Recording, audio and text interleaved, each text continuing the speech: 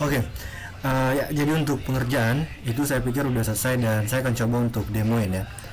Jadi untuk requestnya itu kemarin itu kita diminta untuk ngebikin sistem screening, ya sistem screening diabetes gitu.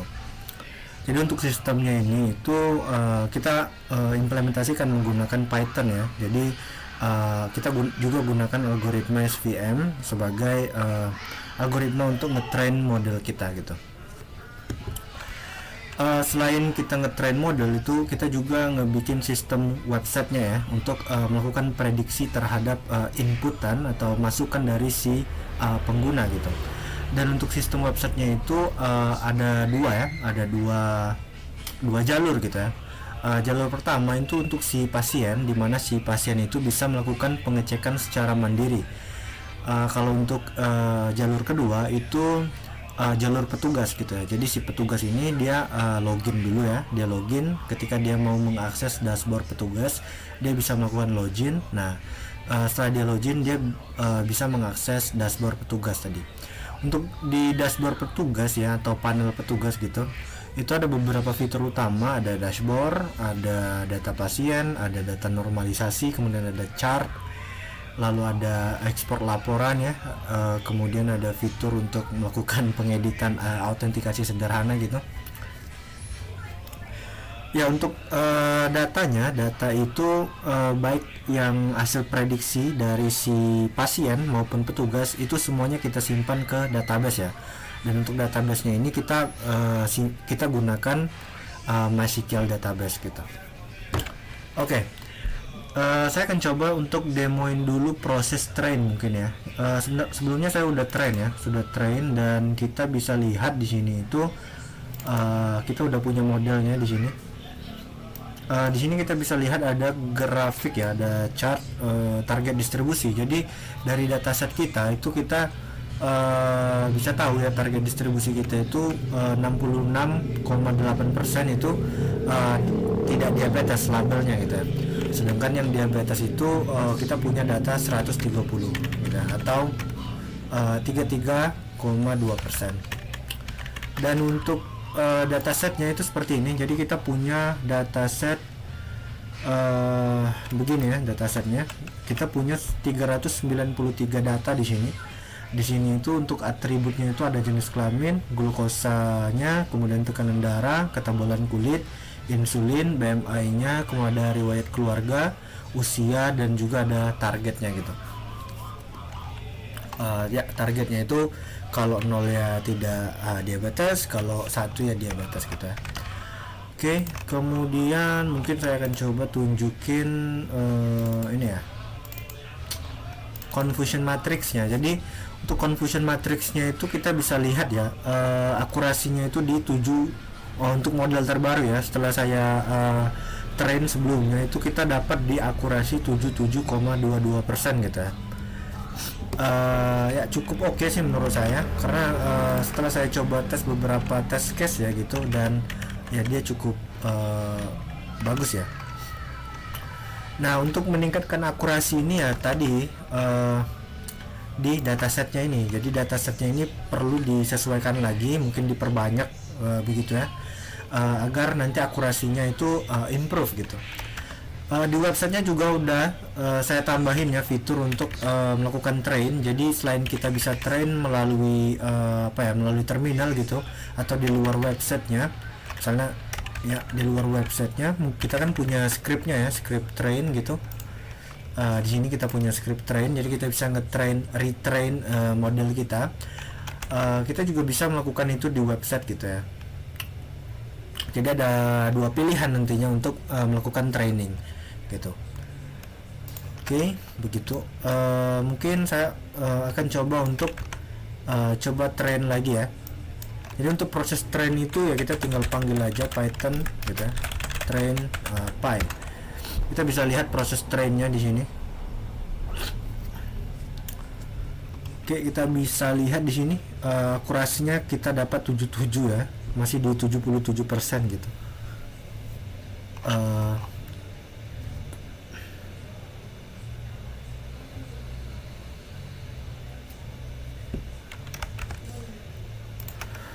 Ya, karena memang kita ini ya, nggak melakukan perubahan ke datasetnya. Jadi nanti kalau kita pengen tingkatkan akurasinya ya kita mesti update dataset kita gitu. Ini cukup bervariasi ya selama proses saya mengembangkan sistem ini itu hasilnya bervariasi, tapi yang paling tinggi itu saya dapat di 77, ini kita coba,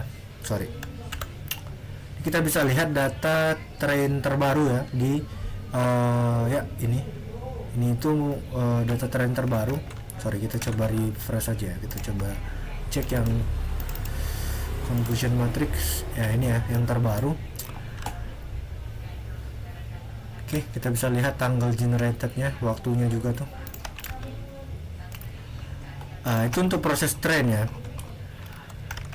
Lalu kita coba, biasanya nggak banyak yang bisa saya jelasin untuk train. Kita coba run webnya ya, jadi web sistemnya kita coba running, jadi kita bisa lihat ya ini ya. Oke. Jadi ini karena tadi ada 2 jalur ya, seperti yang sudah saya bilang, ada jalur pasien di mana si pasien itu bisa melakukan screening atau pengecekan sendiri. Ya, jadi ketika URL-nya dibuka itu dia akan ditampilkan landing page simple gini ya. Jadi nanti di bagian form ini kita bisa melakukan pengecekan diabetesnya. Ini untuk si pasien. Untuk si petugas itu kita bisa masuk ke root petugas gitu. Petugas ini ya kita perlu melakukan login terlebih dahulu baru kita bisa mengakses dashboard petugasnya gitu. Selain login itu ada fitur untuk registrasi juga nih, jadi kita bisa lihat di data petugas tuh kita hanya punya satu data petugas, akun petugas. Di sini kita bisa melakukan ya proses registrasi di sini.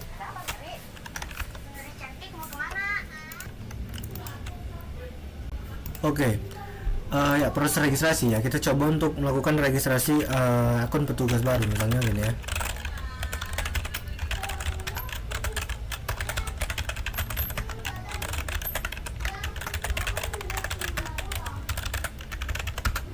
Oke, begini kita bisa lihat untuk registrasinya udah berhasil. Ya, kita bisa lihat di sini udah ada akun petugas baru ya, gitu.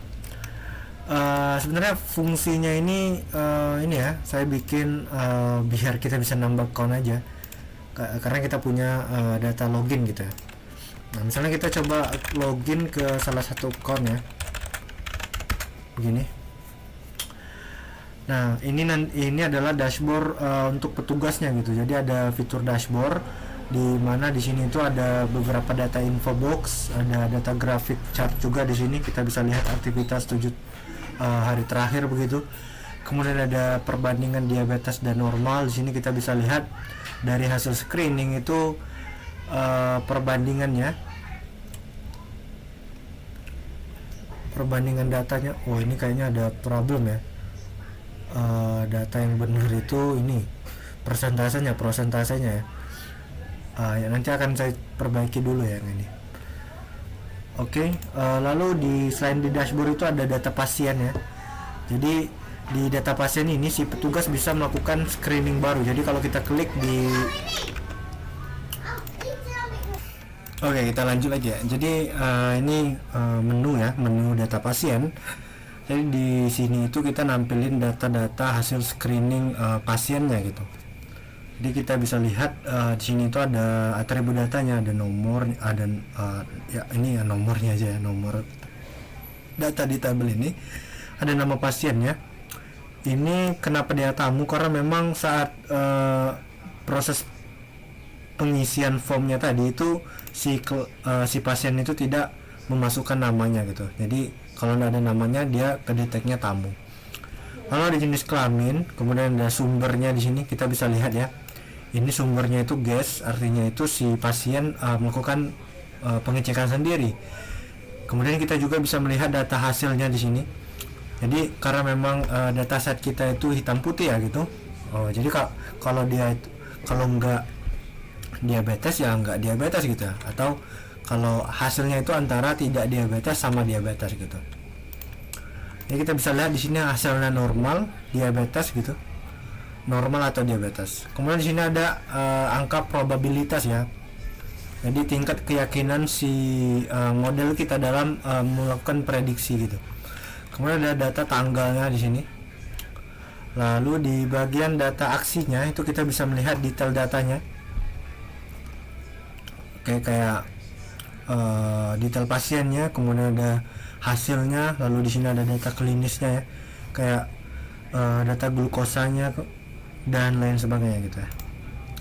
Lalu di sini ada menu atau ada fitur tambah pasien gitu. Jadi di fitur ini misalnya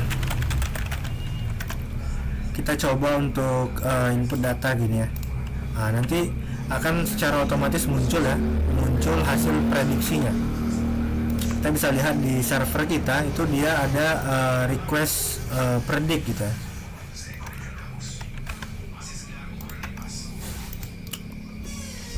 Kayak begitu. Itu untuk fitur data pasien. Kemudian ada fitur normalisasi. Di sini itu kita menampilkan data normalisasi pasiennya tadi, gitu, dari hasil screeningnya. Ini data normalisasi aja yang kita tampilkan di sini.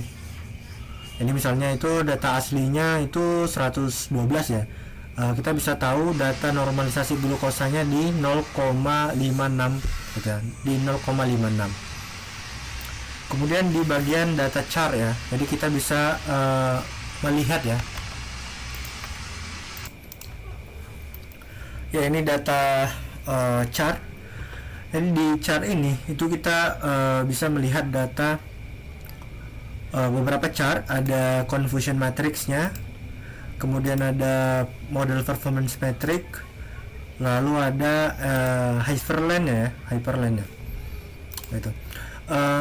Ya ini sedikit berbeda ya konsepnya sama yang ada di PDF. Karena menurut saya itu kurang oke kalau kita pisahin antara antar chartnya gitu. Jadi kalau di sana kan dipisahkan, si hyperlane itu tersendiri gitu ya. Seharusnya ya, karena dia masih masuk ke kategori chart atau grafik gitu, kita tampilkan aja tuh. Dan ini kenapa kita bikin begini, kita bikin ini dia gambar ya, karena memang kita punya fitur trend model gitu. Jadi nanti prosesnya itu gambarnya akan ke update gitu. Misalnya saya coba untuk trend model ini, saya akan coba trend. Kita bisa lihat di server kita itu proses trainingnya udah jalan ya.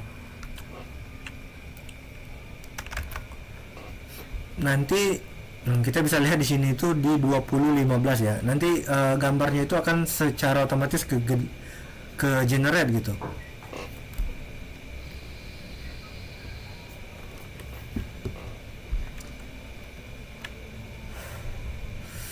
Oke, kita tutup.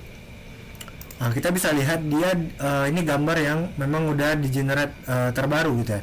Kita bisa lihat di jam 8.30 di 57 detik gitu. Yang ini juga nih, yang ini juga. Fitur terakhir itu ada laporan ya. Jadi kita ekspor data ini ya, data ini kita ekspor di laporan gitu. Jadi untuk metode ekspornya itu ada dua. Kita ekspor ke CSV atau ke JSON. Ini untuk CSV, ini untuk JSON ya. Kita juga bisa filter data di sini. Misalnya kita pengen ekspor hanya tanggal hari ini ya. Gini. Kita bisa lihat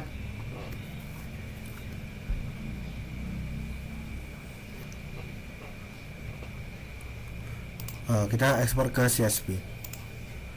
Kita bisa lihat data yang memang bikin di tanggal hari ini begitu ya.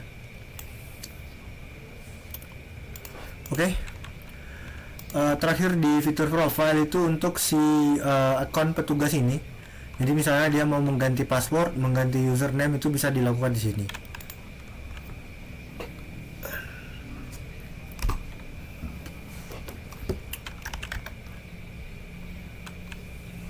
Oke, apa lagi ya?